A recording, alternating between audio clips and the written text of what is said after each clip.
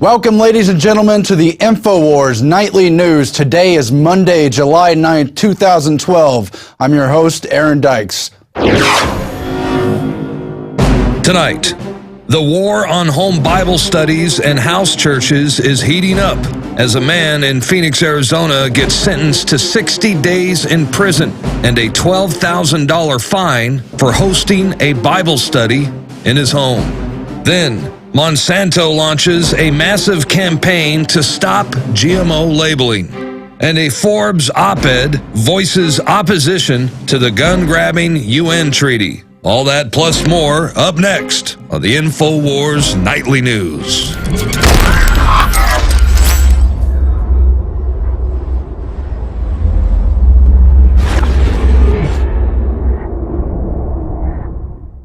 Tonight up in news, it's another order for more control in a time of crisis. Specifically, Obama, the man known as president, has issued another executive order seeking control over communications during a crisis, updating existing orders, updating his own previous orders during his term, and following up directly on the report that came out just 2 weeks ago that DHS would issue cell phone presidential alerts over mobile phones mandatorily on all carriers.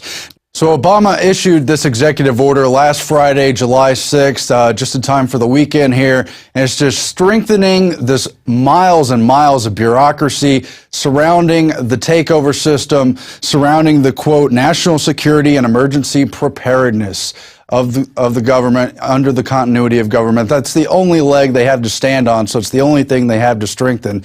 None of this is in the Constitution. None of this is balanced on congressional or judicial power. This is all about the executive branch always taking over. And no, it's not about Obama the man. It's about the presidency getting too big for its britches over the years and never looking back. And so you've got things like the resilience of the architecture, redundant communications, ensuring that the president and the executive branch could stay in contact with all other entities of government and society in the instance of an emergency, including special preparations for the Secretary of Defense and Homeland Security to make sure all these things are implemented, very rigid and redundant, as I said. But it also includes the ability to satisfy the priority of communication requirements through the use of commercial, government, and privately owned communications resources. This is a takeover, again, not just of government communications, but of privately established communications. That's why they're doing the cell phone alerts. That's why they've strengthened, just in this last year, the EAS, Emergency Alert System takeover, forced all the radio stations to deal with it. And they even have a clause in here, not only about the Joint Industry Government Center, yes, a private-public partnership, but the activation or deactivation or closing of radio stations. And I checked, this is in previous legislation going back at least to the 80s, but in the event of an emergency, the government will not only take over communications, but potentially shut down voices you may be quite familiar with hearing. That could be so-called right-wing talk radio. It could be Alex Jones. It could be any of us on the web. So let's look out for the power that's being handed down through communications for the federal government to take over in a, quote, emergency, which is increasingly defined as almost anything. Alex has been covering this for years. Let's go to a key video he issued on the emergency alerts takeover system right now. This is a test of the emergency alert system. Executive Order 10,995 allows the government to seize and control the communication media. Our nation is at war against a far-reaching network of violence and hatred. Training camps have been struck, leaders eliminated, plots disrupted. And all those involved in the attempted act of terrorism must know you too will be held to account. Think about it. 15 years ago, we allowed the federal government to hardwire emergency takeover systems of all major communications and media in the United States. Now the federal government's coming out in the open and admitting what was already in their internal documents, that they're going to begin having federal break-ins over local news. If this had been an actual alert, this message would contain specific information on the watch or warning being issued.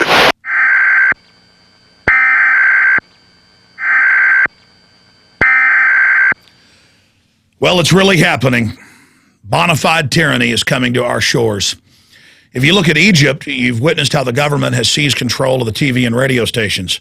But in the United States, the federal government doesn't need to do that, because under changes in FCC regulations over television and radio in 1996, EAS emergency systems are put in at the radio or TV towers. They're also put in at the national and local cable systems, where the federal government puts a box in at the transmission tower where they can flip a switch and shortwave towers nationwide take over those computers and put out an audio signal of whatever message they want. I am a radio broadcaster. And I remember 15 years ago when this change was made, watching the engineer at the radio station where I worked and the station manager literally freaking out.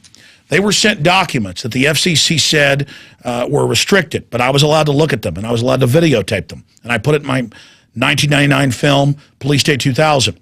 Well, my friends, you're looking at a FEMA control box. That's right, at 98.9 KJFK-FM, where I work in Austin, Texas. That, my friends, can take over the radio station. It is radio controlled by a FEMA tower. That's right, a FEMA tower in New Braunfels, Texas. It covers almost all of the central part of the state of Texas. Little teletypes come printing out of the side of the machine weekly and update us. In the past, it was voluntary. Now it's mandatory, and they can remote control take over the station. And in those, they told them that in the near future, the federal government would routinely seize control of their broadcast system, not during a plague or a nuclear attack or a war, but that they would seize control for routine announcements. So it was put in place, but it wasn't implemented. Now, President Barack Obama, through the FCC, has announced today that they are going to begin testing and implementing national announcements with the president giving messages to the public. Everybody has heard the National Emergency Alert System. Radio and TV stations regularly test it to make sure the public is notified in times of peril. Well, that system is overseen by the FCC, and now the agency wants to upgrade it by having presidential announcements feed into the alert system. It's also looking at how wireless broadband could also enhance EAS. But it gets worse. 8 years ago, I was not doing my radio show out of the studio. I was doing it out of a local talk station. I didn't have my own studio then.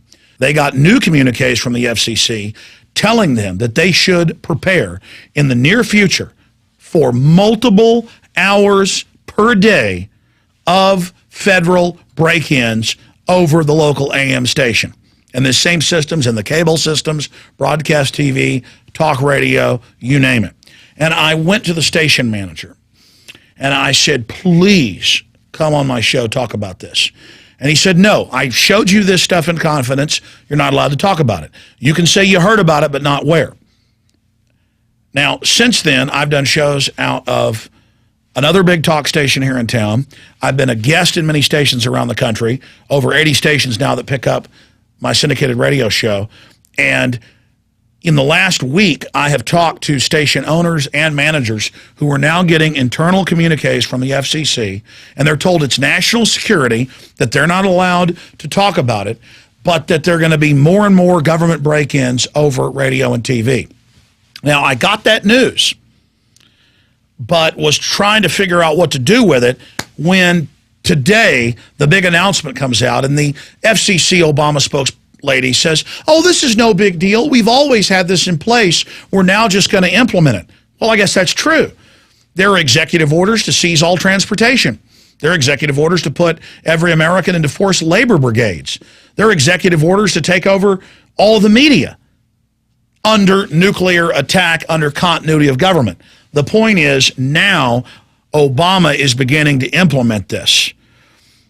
Before 1996, you had one local station that under an emergency situation would broadcast the EAS alert.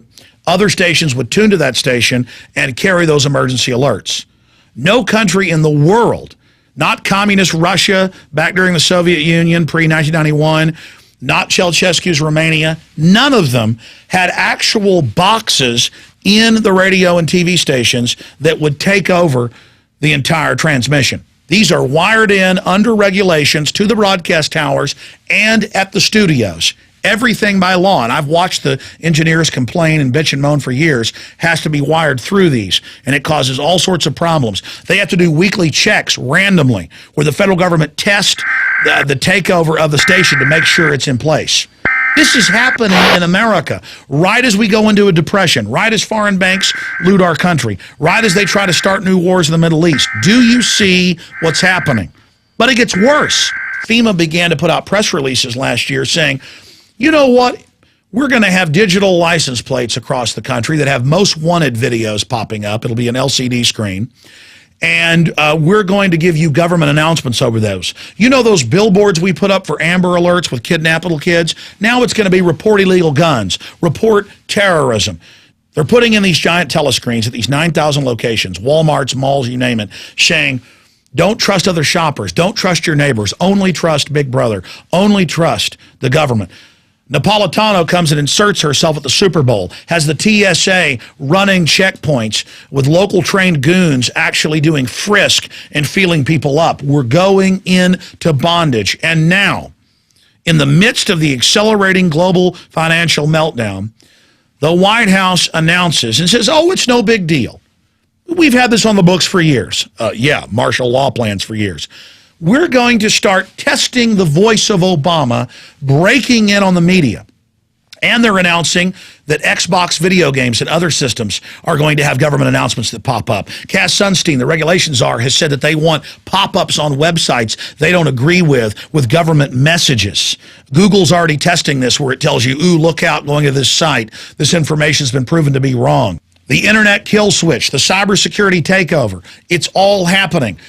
They've got new FCC rules where all the alarm clocks and televisions have to have hardwired chips in them so they can fire your television or radio up and make you hear announcements in the middle of the night. They've also announced in this new press release that, the FCC and the federal government are going to put in free national broadband that we pay for as taxpayers, but it's going to be under our filtered rules. In the free broadband in Europe at the bus and train stations, guess whose websites are censored? Infowars.com and PrisonPlanet.com. What did Google announce 2 weeks ago? That they're going to start censoring and blocking out from their searches content farms like the Drudge Report and Infowars.com. That is, sites that aggregate news and make comments on news. This is a full spectrum takeover of the media in our country. This is an attack on free speech. This is literal government messages on digital billboards, at checkout counters, on your license plate, on your cell phone, on your pop-up video games. This is the federal government coming in and forcing their messages directly into the media because the population doesn't buy into their propaganda anymore. There has been a continuity of agenda. This has been going on for decades. They've been setting the system up. But now they're rolling it out, and that's the message here. What does it say about our society? This is unbelievable. This is the Fairness Doctrine 2.0. This is authoritarian censorship by way of government break-ins with announcements. No country's ever done this. This is beyond 1984, and it's really happening. Do people realize the magnitude of this? And in America, supposed land of freedom, I'm getting frantic calls from station owners and managers as they're being told to get ready for all of this to happen in the last few weeks, and going back 8 years ago and going back 15 years ago. When I get these documents as they put this system in place, the station owners are afraid to speak out. The station managers are afraid to speak out. Why? Why? We need to say no. This is a free market, free private property society. In the name of security, the government is hardwiring everything so they can take it over? Egypt, anybody? This is worse than what happened in Egypt. That's what Mubarak did. But he didn't have it hardwired. He physically had the army go take it over. This is as plain as the nose on my face. This is brazen, naked, hardcore, scary tyranny. And when I saw them announce this, even though I knew it was coming for all these years, it shook me to my very core, and it should shake you. When they put tyranny in place, they can take the pension funds, the veterans' death benefits, that's already begun. They can jack up taxes. They can shut down newspapers, TV, radio. The last time this happened was during the Civil War. Lincoln did similar things, arresting scores of newspaper owners and editors. This is here. The globalists have committed so many crimes. They know they're unpopular with the people. They know Congress has an 11% approval rating, and so they are moving with a system to force their propaganda onto all private media in this country. And it's going to start with little short announcements, and it's going to move until huge blocks of programming are openly taken over by the government. If we don't have free speech and the First Amendment and a free press in this country, we have nothing. The internet has been a wonderful tool to enlighten and inform and awaken the masses. But it's also a double-edged sword created by DARPA. Electronics, computer chips are so cheap, everything is being wired for the federal takeover. This is announced. This is a fact. We are entering a time when you're not going to be able to access Infowars.com and other alternative sites. We're already being blocked all over the world. They've already got the system in place, and that's scary enough. But if they send up this trial balloon and we go along with it, they are going to implement the full takeover of the media. Whether you're liberal, conservative, libertarian, communist, socialist, it doesn't matter. Atheist, Christian, all media is under attack. We must come together and resist this. We must say no to this. This is a major canary in the coal mine. This is a full spectrum takeover of the media. Let's not let them pull that switch. Get the word out to everybody. I have been having chills for 3 hours since this announcement came out. I knew the hammer was going to drop, but this is so incredible. We've got to hang together for the First Amendment, or we're surely going to hang separate. Thank you. The rest is up to you. Please spread the word.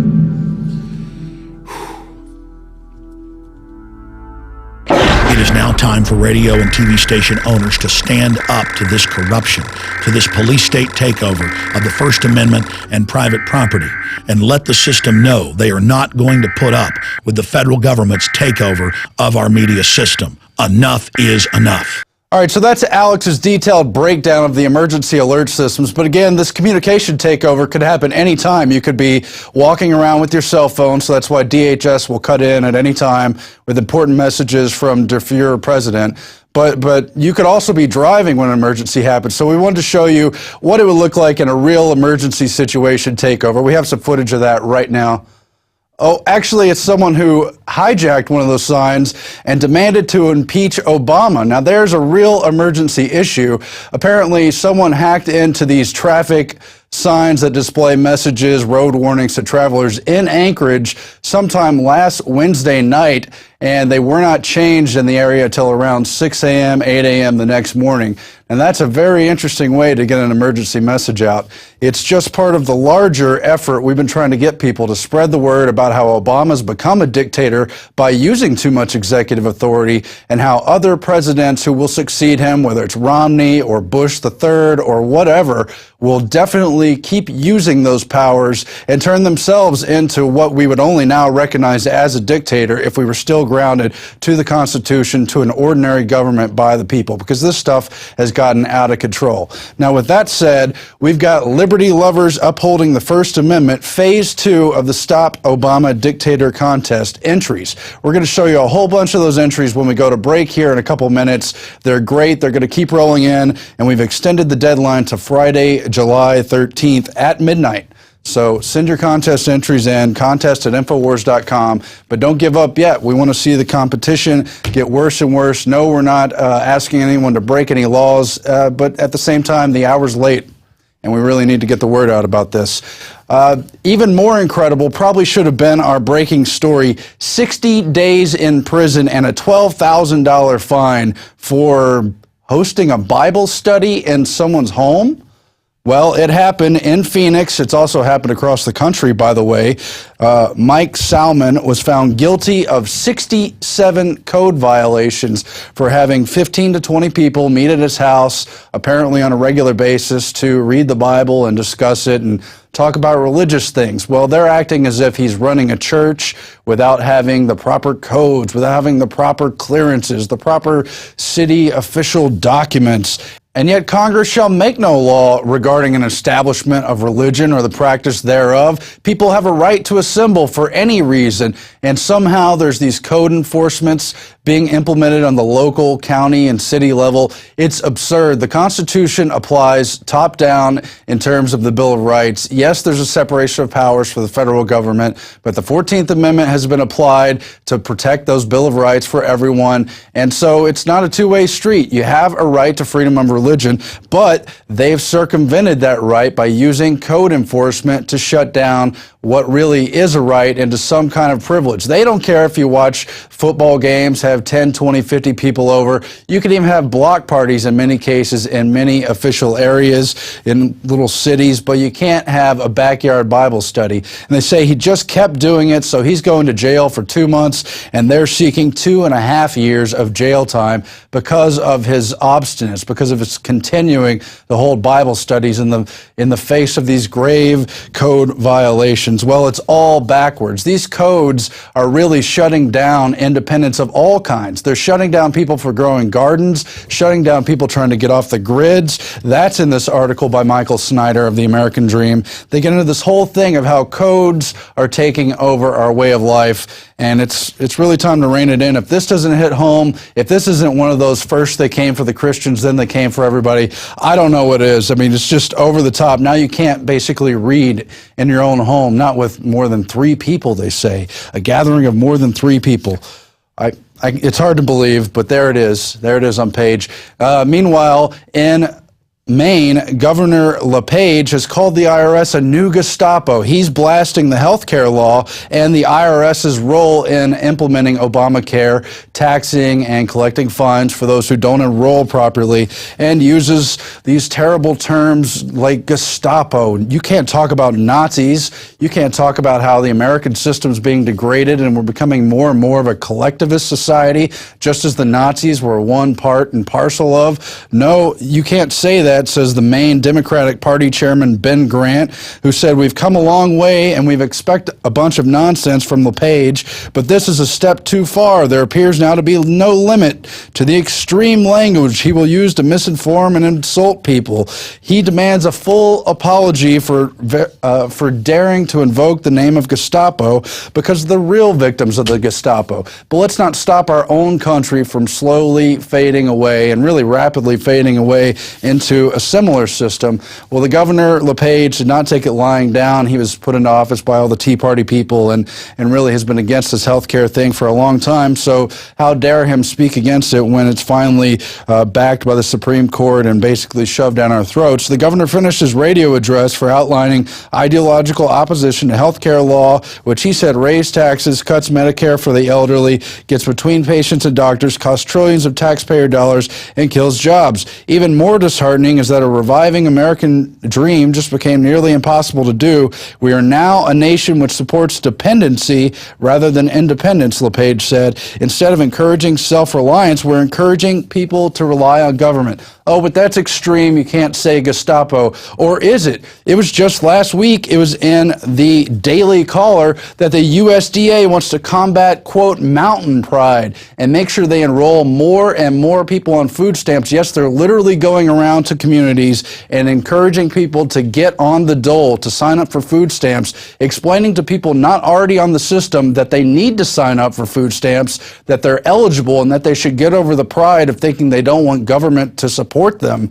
And it's this whole mind shift from you try to live your own life, liberty, pursuit of happiness, you're basically free, you have a limited government to fight those external threats, blah, blah, blah, war. Now it's the government in 2012 encroaching on all your life. They demand your health care be taken care of through the IRS system, that you be taxed for it, and that they ration your care, decide when and where you will get certain treatments, and you'll just be on the allopathic Rockefeller healthcare system anyway. And you got to be on food stamps now. You can't grow your own food. You can't try to make it as your own as a family, even if you don't have that much money. No, you need to be on food stamps too. And so they're paying their employees through the USDA and the people working with these programs to encourage a greater dependency on food stamps. What does that tell you about the system we're building? It's just incredible. You could call it communism, but it's a larger collectivism and happened under all these dictatorial systems, and they've really brought it here in America, as awful as that is. Meanwhile, the UN envoy admits international efforts to find a political situation in Syria have failed. Kofi Annan, the special UN envoy, who used to be the head of the UN and all these other systems, acknowledged in an interview published Saturday that the international community's efforts to find a political solution to the escalating violence in Syria have failed. So now there's no other choice but basically to initiate a war.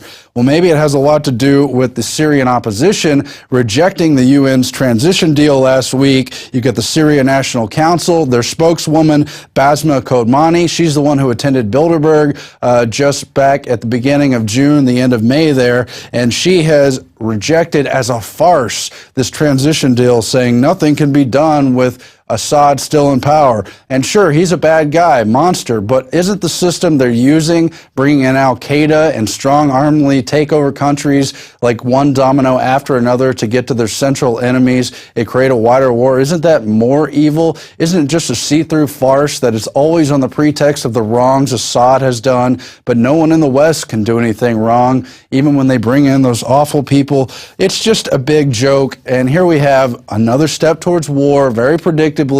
They make it appear as if all the diplomatic things have been done. Those channels have been exhausted. No one can agree to a deal. This thing just won't work.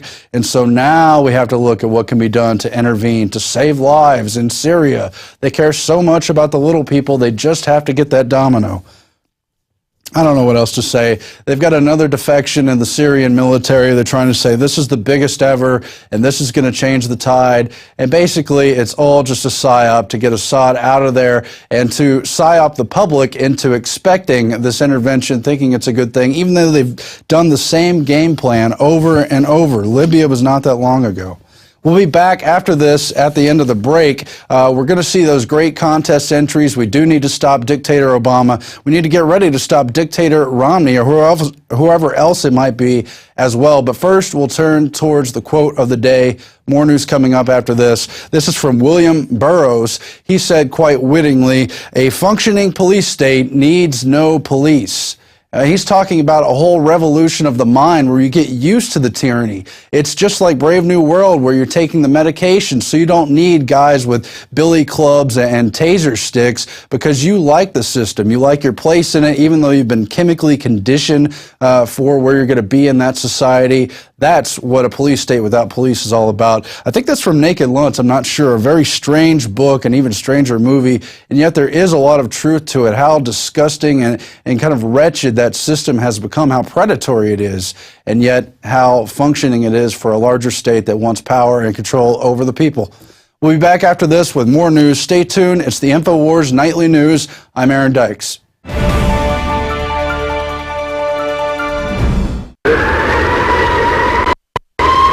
Dude, I thought it was a free state. No, well, I'm a free state. No, well, I'm asking. No, well,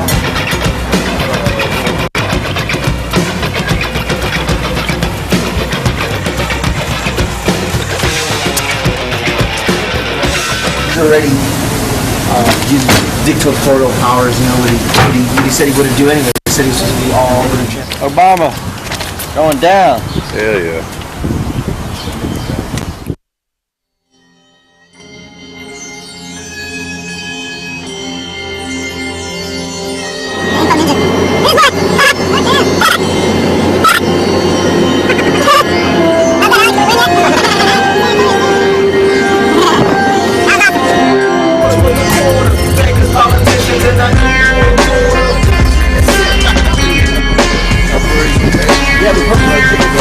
Give the guns.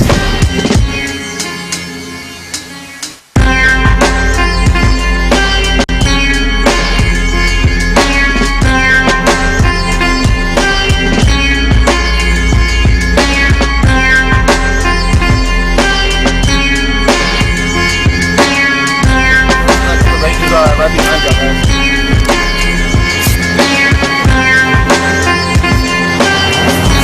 Yeah, that's what I'm talking about.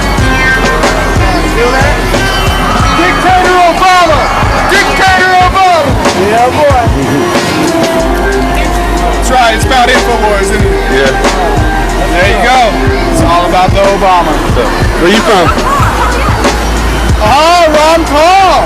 Oh, see? Yeah, that's what I'm talking about. Only a guy with a head on his shoulders can know what he's talking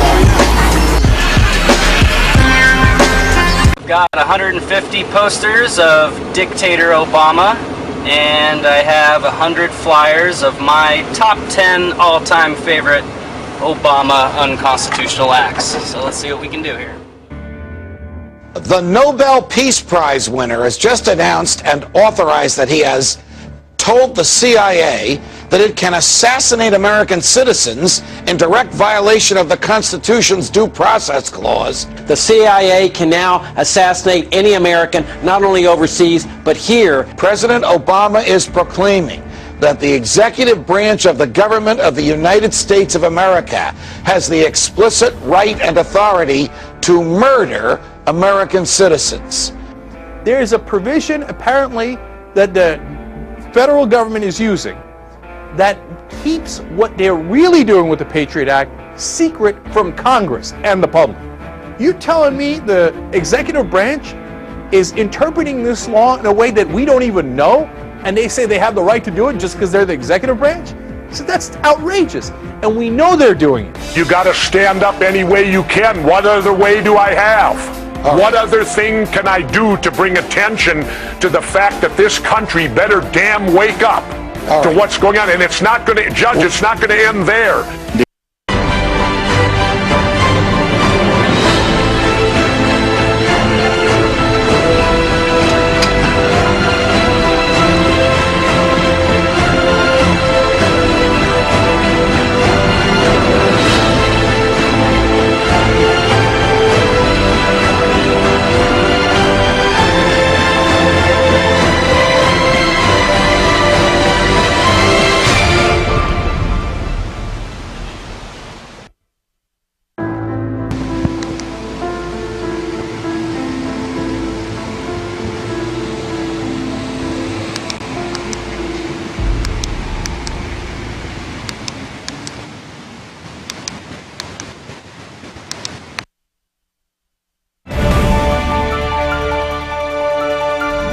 Sick of the globalist eugenicist control freaks adding poison to your water and laughing as you get sick and die? Start purifying your water with ProPure. My friends, I've done a lot of research, and the best gravity filter out there, bar none, is ProPure, and it's available discounted at Infowars.com. Its filters are silver impregnated to prevent bacterial growth. There's no priming required. It's NSF 42 certified. Optional fluoride filters can reduce fluoride up to 95%. Easy to set up and use. Doesn't require electricity. Purify water from lakes, streams, ponds, and wells. This filter system leaves in beneficial minerals, which is key. Save money by not buying bottled water and avoid BPA that leaches from the plastic. ProPure is the best gravity-fed filter out there. It's what my family uses. Infowars.com already has the lowest price on ProPure. But if you add the promo code WATER at checkout, you get an additional 10% off at Infowars.com. You can also call to order 888-253-3139.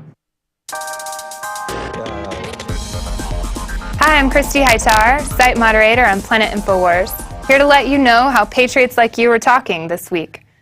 Have you ever thought about the greatest risk to civilization, biologically referencing? Well, user Rosso has, and in his article, The Greatest Biological Threats to Civilization, he references something like 20 different known biological threats: anthrax, cholera, Ebola, different things like that. He gives you fatality rates, symptoms, how it would affect you, and these are just the ones that we know about, much less ones that might already be developing against us. Then there's an article by In Like Flint, The Universe, Ancient Astronauts in Atlantis. He starts by telling you a story from his childhood, how his fascination with aliens from above coming down and giving us technology from ancient civilizations ago, and how the in the know now are holding this information, withholding it from us. So that being said, it leads me into our last article, Food Stamps, President Obama Wants You on Food Stamps. This is actually a great article for many reasons. Melissa Melton is actually one of the reporters from the reporter contest. And this article was featured on the Infowars homepage, and it's still a featured article. She talks about how skyrocketing food stamp usage during Obama's presidency, something like 100%. She gives great references. She is well-spoken and had a great response to her article. So that being said, we are looking out for great articles, well-written, well-referenced. So keep up the good work, you patriots out there. And that being said, also, some other things on Planet Infowars, you can find the deal of the day, like in the Fed t-shirt. We had that on sale for $12.95 in the sidebar, and that's only on Planet Infowars. Other things like groups that you can join, get active, create missions, meet people in your local area. So keep up the good work. We are paying attention, and thank you so much, Patriots. Till next week.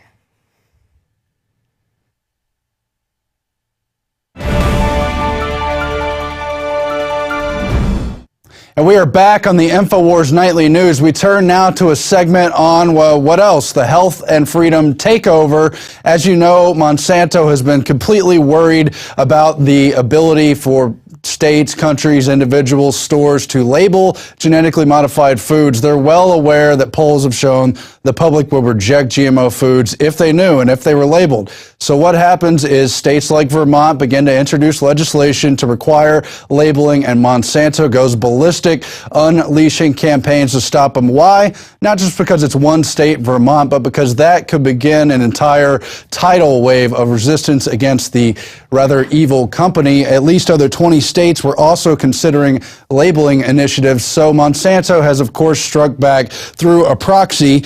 It's Stop Costly Food Labeling and other related organizations who are trying to put out the disinformation that if we were to pass GMO labeling laws, it would somehow stifle all of commerce, shut down the whole world, dogs and cats living together, because it would initiate a whole flood of illegitimate lawsuits and just people going after money, trying to shut down real companies really producing natural foods. It's just another scare tactic. What are they so afraid of? Not only do people deserve to know if they're eating these genetically modified frankenfoods that have been linked to all sorts of health problems, sterility, infertility, organ failure, obesity, all of it.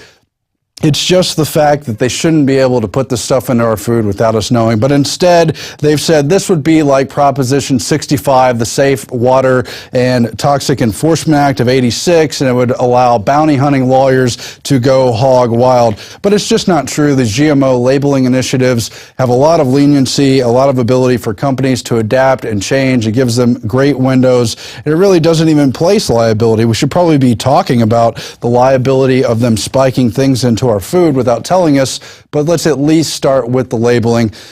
Meanwhile, Bill Gates and Monsanto are going after milk. This was reported at salemnews.com actually a couple weeks ago, but we never properly did it justice. Now we know that the FDA is basically run by Monsanto's former vice president and chief lobbyist, Michael Taylor, and he has been going after everything under the Food and Safety Act that was passed back in January, signed into law, and really just started its enforcement here in July. I think July 3rd. It went officially into effect. So you've got Michael Taylor trying to prosecute raw milk. He's been initiating these raids to go after the Amish farmers, after the different food co-ops, but meanwhile, don't even label GMO foods, don't stop anything. But this actually ties in with more than just going after milk, because Bill Gates, in his world of grants, in his world of he knows better, has another grant for the development of synthetic milk to deal with the immune system. Now, they've been doing research for years now between vaccines and gut flora, between autism and gut flora, between being unable to feed yourself and the balance between having healthy gut flora, all of which is your immune system. Your immune system basically lives in the gut, in the body, and all these unknown foods, the bad foods, not having enough of the right kind of foods, all target your immune system. And after a while, it reaches a tipping point.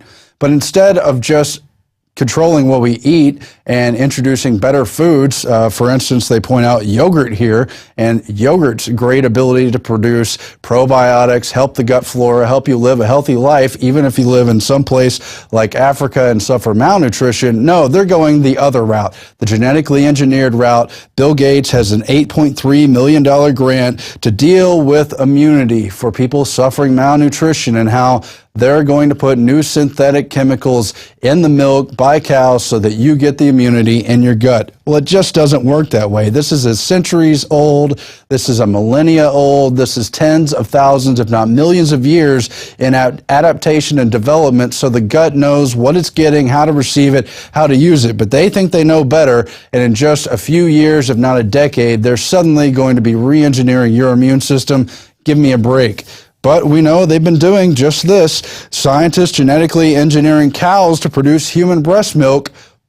That's all been happening in the news. They've done it in China, at the China Agricultural University, and other places. And if you connect the dots, you can see what's coming here. They don't want you to have access to raw milk, which naturally boosts immunity, which naturally gives you the things that your gut flora needs for healthy life. Same with a lot of other foods. Instead, they want to genetically engineer the milk you're going to get from cows. It's now going to be, supposed to reproduce the effects of human breast milk, even though it's not anything really like human breast milk, and they just want to give you the compounds. It's all part of that brave new world, and it just makes me sick. The overreach of Bill Gates and his foundation cronies, who are effectively trying to steer the entire world's policy in regards to vaccines, food, and especially GMOs, where of course he has a major stake in Monsanto, a very major shareholder, and he of course runs the Agri-Alliance in Africa and all the different pushes for genetically modified foods to be universally accepted, fast-tracked,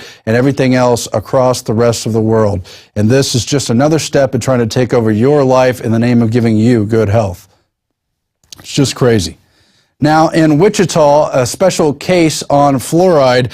Travis Crank, this is a guy I see all over Facebook, constantly promoting activist items, and now they are launching a propaganda initiative to counter the Wichita, Kansas area propaganda offensive, as they now try to finally influence fluoridation in their community. For years, Wichita, Kansas has resisted the move for fluoridation that has otherwise dominated North America and much of the Western world. Now, they're the fourth largest holdout in the nation, and so there's a major offensive to try to get it in there. They've got local spokespersons, local celebrities, signature drives, and, of course, ads they've all bought on television telling you that it's somehow healthy for your teeth and your body to get water, to have your water fluoridated. Well, this group is, of course, trying to do the opposite. This activist group is trying to counteract that and keep the fluoride from being added, but they've had their videos removed, they've had spokespersons speak against them, and they're struggling to get a fair hearing on the local media and in these different meetings in the area. So they're calling on activists to descend on Wichita, make that a bulwark for freedom against fluoridation. Of course, as you know, towns everywhere are changing, reversing, rolling back the tide of that water fluoridation as the facts come in, and we have to stop it from being introduced elsewhere, or else it's just going to be more work. So it's interesting to see how the system descends and makes sure they get in their fluoride when they decide they need it, and how they don't want activists to have an equal voice on those issues. But that's not going to stop us from covering it here and at Infowars.com and all across the alternative web. Now, Mike Adams was in studio today, and he has delivered an update on vaccines and all kinds of other health issues, the implications of Obamacare, and more.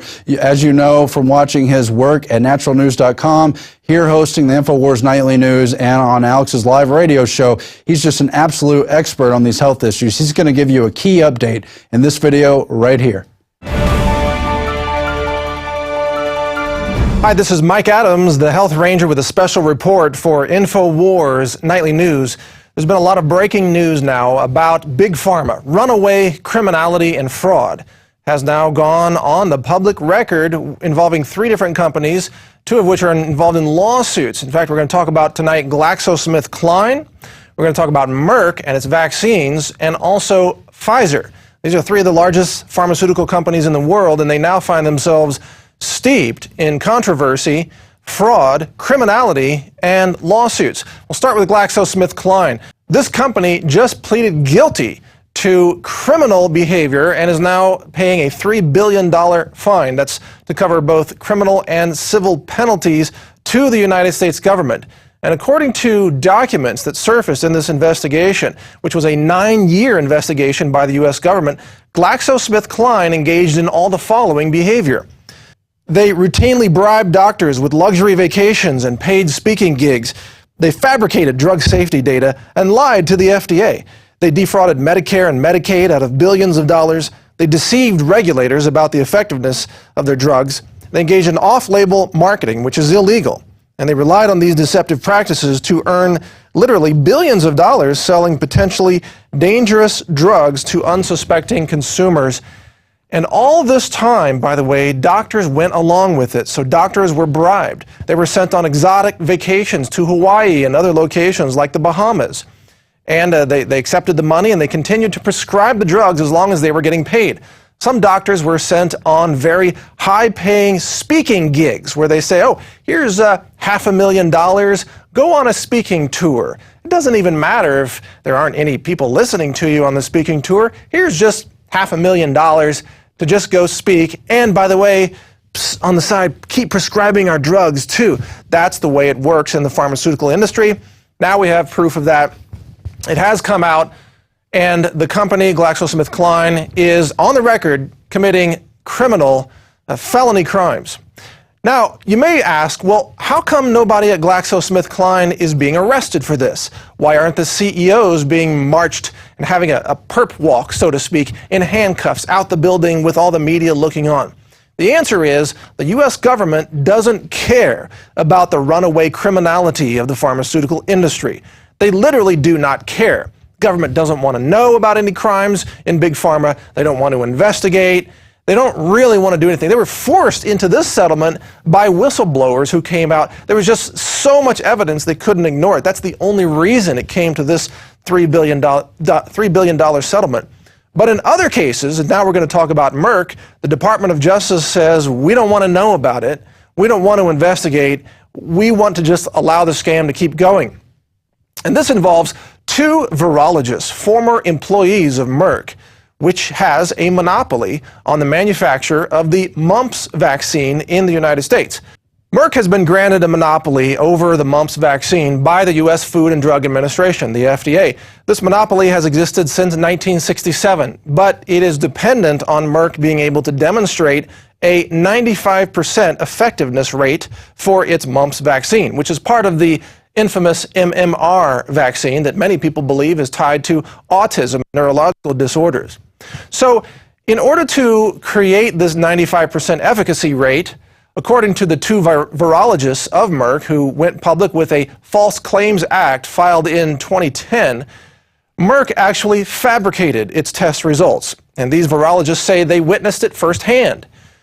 Merck fabricated it and then designed a second test, and they spiked it with animal antibodies. Yeah, the complete scientific fraud, medical fraud, according to these virologists, and then presented that information to the FDA to say, hey, it's 95% effective. See, look at the antibodies in the formula, even though it was spiked with animal antibodies. Again, complete quackery and fraud being alleged by these 2 virologists.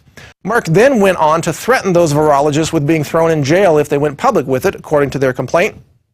And Merck lied to regulators and defrauded the U.S. government, according to them, of hundreds of millions of dollars through Medicare and Medicaid fraud, selling a vaccine that was nowhere near 95% effective. Now, a couple of interesting points in all of this. Number one is that all of those people who actually got vaccinated with the mumps vaccine over the last at least 10 years, you may have been completely hoodwinked and fooled by it. You may have been a victim of quackery and fraud, but you can't sue. You know why? Because the government grants the drug companies total immunity for all damages related to vaccines. So they can sell a fraudulent vaccine that could even harm people and damage people, and those people who are victims of the fraud have no due process remaining to them. They can't go to court. They can't have their day in court. They can't even get a refund on a product, even if it was fraudulently sold. Now also, there's the issue of Obamacare. Obamacare forces people to effectively do business with criminal organizations like these drug companies. So Obamacare grants a monopoly to the pharmaceutical industry over your medical needs and your healthcare needs. Pharmaceuticals, biologics, and vaccines, of course, chemotherapy agents, other things that are used in medicine. So through Obamacare, you are now forced to do business with an industry that is just deeply infested with criminal behavior and outright medical quackery and fraud. Keep that in mind as Obamacare continues to kick in between now and the year 2016, where you're going to have to pay a fine to the IRS. You're going to be penalized because it's a new tax that's going to go to the insurance companies, and that money then goes to the drug companies that are engaged in exactly the type of fraud and criminality that we are describing here today. How's that for a system of medicine? You can't even call it socialized medicine. It should just be called fraud medicine, junk medicine, quackery medicine. Complete mafia medicine might be a better term for it.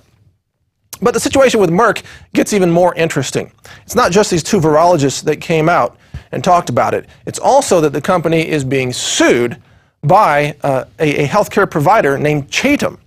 And details of that lawsuit will be presented here in just a second. But first, check out this interview we did earlier today with John Rappoport, who has comments about the Merck faked vaccine situation. Check it out. The Chatham Primary Care has filed a lawsuit against Merck now, claiming that they were defrauded by Merck because of a, quote, decade-long scheme to falsify and misrepresent the true efficacy of its vaccine. It says that Merck knows and has taken affirmative steps to conceal that this mumps vaccine is far less than 95% effective, and that this has been going on since at least 1999. Wow, this is a long-standing, ongoing situation. So are you familiar with the details of that lawsuit, John, or do you have any comments on it? Well, the comment that I have is I'm happy to hear this, because since the Department of Justice will do absolutely nothing to prosecute the people at Merck responsible for this, then if you can pile on with more lawsuits, that's a good thing. If you can get different groups who were actually defrauded, just like this one was, to take them to court and say, well, we were defrauded too, so pay us out as well. Because what this is saying basically, Mike, is if a drug company defrauds intentionally 100 million people, those 100 million people deserve something in return. Yes, at least a refund. If not, at least a refund, if not yeah. more. Punitive damages. Quite a bit more, because they were injected with something. It wasn't like you bought a toaster and it didn't toast the bread, you know. It did probably toast their brain a little bit, though. Right. So, yeah, you would deserve stealth a little viruses. bit more. Well, yeah, but see, this is the big picture here, is that there's immunity granted to the drug companies over vaccines. So you can't have a class action lawsuit now. So the government has created a situation where there is no justice for the fraud that's now emerging from the vaccine industry. There is no justice. Well, that's what they did. That's how they covered themselves. The vaccine companies went to the government 10 years ago, a little bit more, and said, well, guys, basically, we're going to get out of the vaccine business because there's too many lawsuits and we can't make any money. And so there were meetings. They sat down in a room and they started to hammer out this whole kind of agreement. And the government said, well, you know, I mean, we got to keep making vaccines. I mean, come on. And the drug companies were kind of laughing up their sleeve. And they said, well, look, if you grant us immunity from lawsuits and you create some kind of hokey little government payout system with a lot of red tape, then we can make a deal. And the government said, yeah, sure, why not? We can do that. And that's what happened. And that's why you've got this very limited window of opportunity to make these drug companies pay for what they do. All right, that was John Rappoport with information about Merck. Now continuing with the lawsuit against Merck, which has also come out. Here's some of the verbiage that's in that lawsuit. It alleges, this is from Chatham Primary Care, it alleges that Merck engaged in a decade-long scheme to falsify and misrepresent the true efficacy of its vaccine. That it fraudulently represented and continues to falsely represent in its labeling that the mumps vaccine has an efficacy rate of 95% or higher, and that Merck knows and has taken steps to conceal that its mumps vaccine has, since at least 1999, been far less than 95% effective. And here's the big one. Here's the big one. That Merck also continued to conceal what it knew about the diminished efficacy of its mumps vaccine even after significant mumps outbreaks in 2006 and 2009.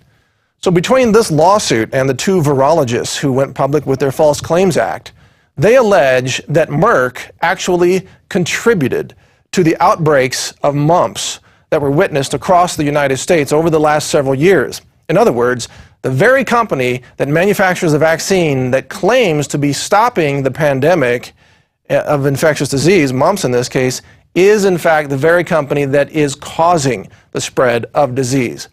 That's a pretty clever scam, quite a ploy, if you will, to sell more vaccines. You cause the outbreak, then there's a scare about the outbreak. The CDC jumps on board and says, hurry up, everybody go get vaccinated to stop the mumps, and they blame the non-vaccinated children for causing the outbreak, and that results in more parents taking their kids to be vaccinated, which then results in more profits to the drug companies for selling the very vaccines that are based entirely on fraud to begin with. Imagine that happening in America today. But that's not the end of it. There's one more company that's relevant to this discussion here on Infowars Nightly News, and it's Pfizer. Pfizer is now being sued by many of the top retailers, pharmacy retailers in the United States, including H-E-B pharmacies in Texas, by the way. And they claim that Pfizer is engaged in an anti-trade conspiracy of sorts to prevent generics from coming onto the market that would compete with Pfizer's sales of Lipitor. It's hugely profitable cholesterol drug, which sells about $9.6 billion worth of drugs in a given year. Yeah, really, almost $10 billion worth of drugs.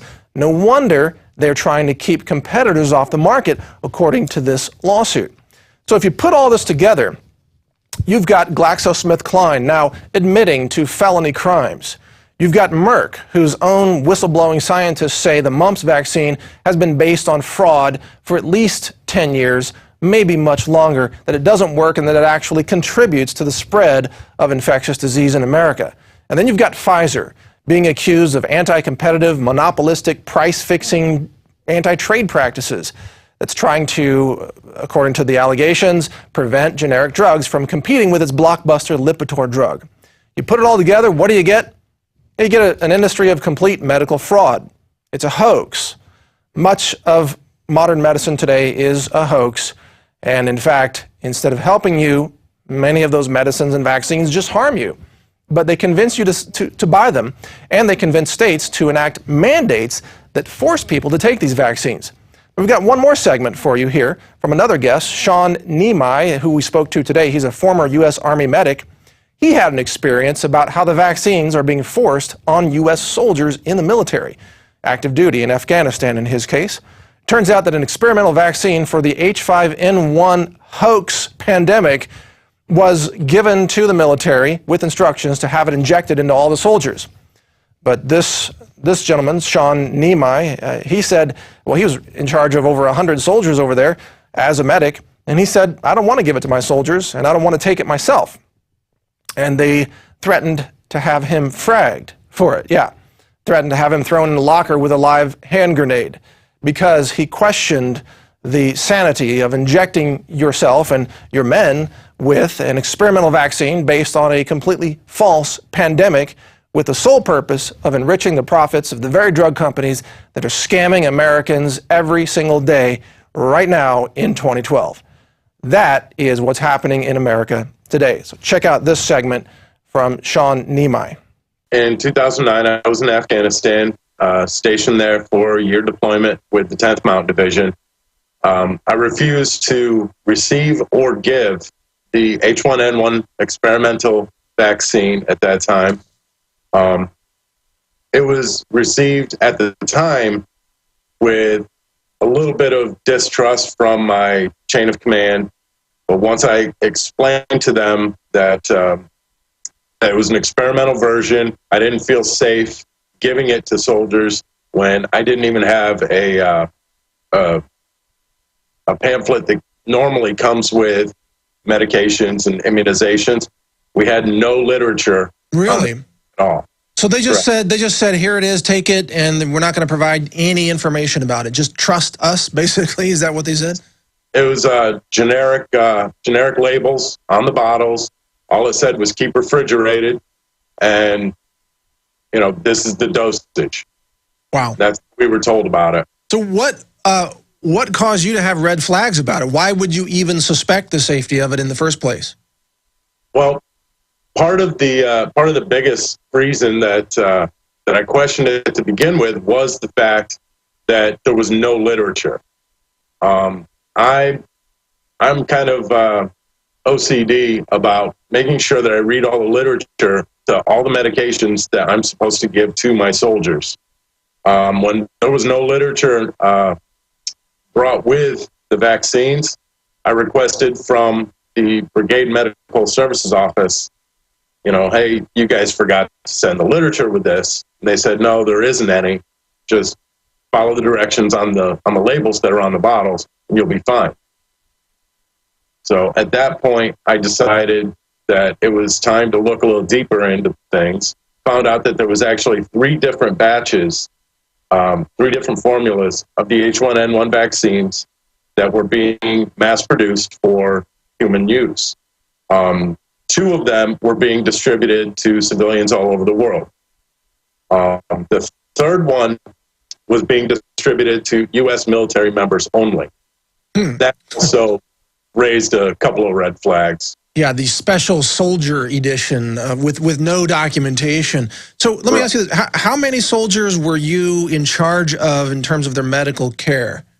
I don't remember the exact number. It was a little over 100 of the U.S. soldiers from my unit and a couple of other units that were co-located with us, and then approximately 250 Afghan national forces that we did different missions in conjunction with them. Okay, and where did you receive your medical training, and can you describe it just briefly so everybody has a background of your medical background, so to speak? Yeah. After basic training at Fort Leonard Wood, Missouri, I went to AIT's Advanced Individual Training, which is medic school at Fort Sam Houston in San Antonio, Texas.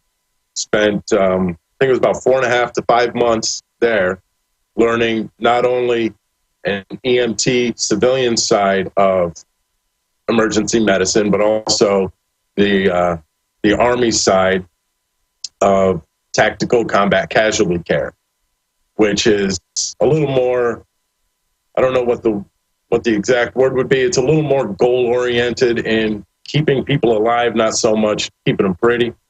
Well, keeping them alive is a good thing, but then, so it sounds like with the vaccines, you were concerned about the implications of that experimental vaccine on the health of the people whose health you were, at least in part, responsible for.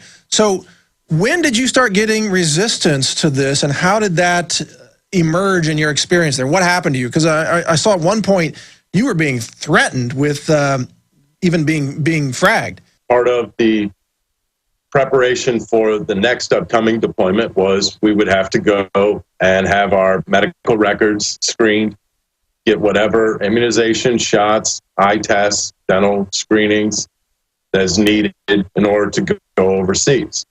At that point, I decided, well, I'd already decided up until that point that I wasn't going to receive any more of the immunizations and vaccines. I talked with my wife, and we were in agreement that because of our religious convictions, that it wasn't right for us anymore for me to be receiving these.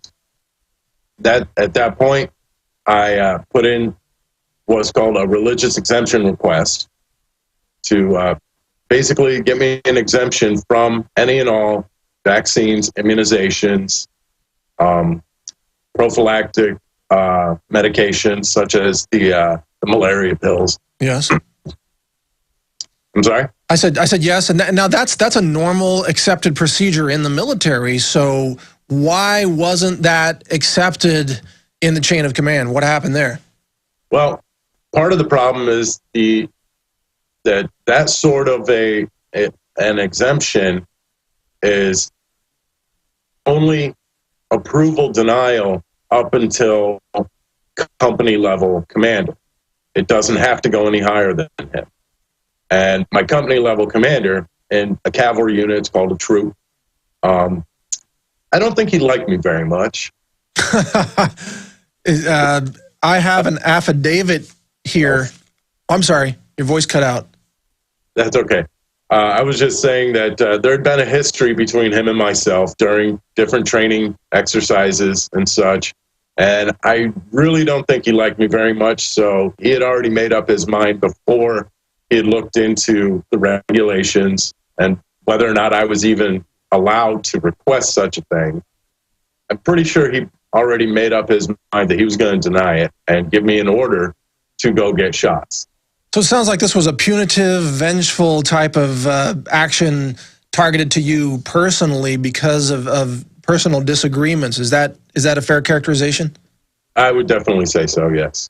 And then I have an affidavit here, sworn affidavit by a Sergeant Medic Team Leader, Anthony Comau, who supports your story and says that this captain began to refer to you as, quote, bacteria man, and said they want to throw you inside a wall locker and throw a hand grenade in with you.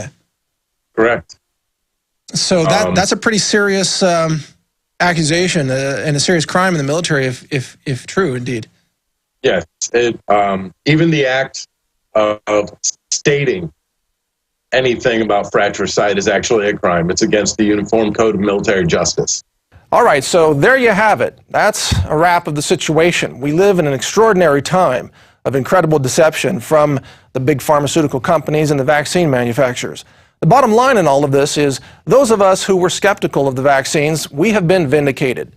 So if you've been saying no to vaccines, if you've been trying to educate people or even perhaps argue with your ignorant doctor about vaccines, you were right all along. Vaccines are fraud, drug companies are criminals, and they're engaged in anti-competitive, monopolistic trade practices to simply bilk consumers for as much profit as they can get away with. And to a large extent, the U.S. government, now infected with rampant, deep criminality, is letting them get away with it. You're not going to get this report on any mainstream news source, but it is the truth, and it is backed up by evidence. Thank you for joining us here on Infowars Nightly News. This is Mike Adams, the Health Ranger, with a special report for Infowars Nightly News. Take care. That's it for tonight's Infowars Nightly News, ladies and gentlemen. Just keep watching, and whatever you do, start fighting somewhere on any front. We're totally surrounded. Anything you do to advance the cause of freedom, to roll back tyranny, can only help us, and we need your help so badly. Join the Stop Obama Dictator contest. Subscribe to PrisonPlanet.tv. Start a page at PlanetInfowars.com. Whatever you do, get the word out and do it soon. We'll be back tomorrow.